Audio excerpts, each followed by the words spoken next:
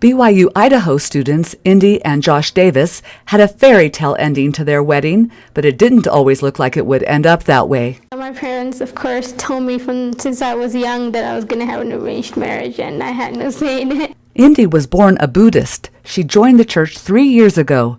She is the first convert from an ancient Sri Lankan family. Well, I was Buddhist.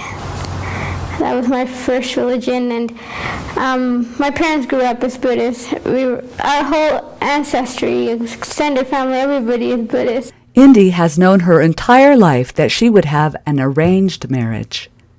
And my parents were like, when you go to Sri Lanka, you're going to meet some guys, and then you're going to, see if you like one, and then you can build up a relationship for a couple of years and then end up getting married. Meeting Josh Davis changed all of that.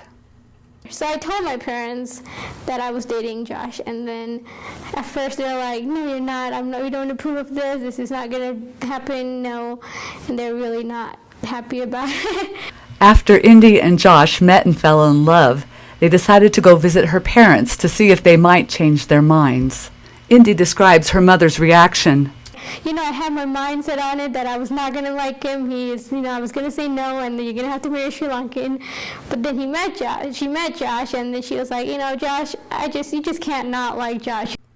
The excited couple were married first in the Seattle temple in a sacred Mormon ceremony. But then they did end up coming out to Seattle, and then we did have the temple wedding, and they were fine. I mean, they didn't say anything about not going inside.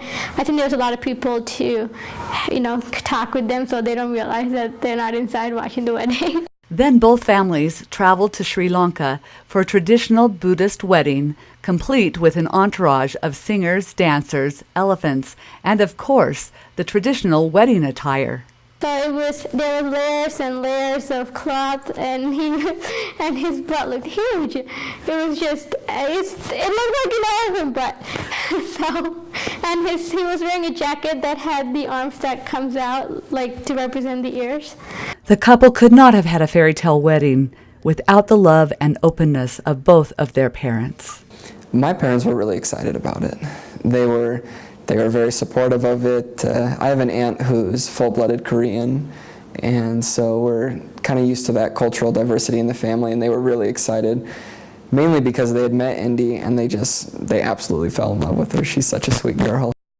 For Indi and Josh Davis, what could have been a clash of traditions ended up being a happy marriage of families and cultures.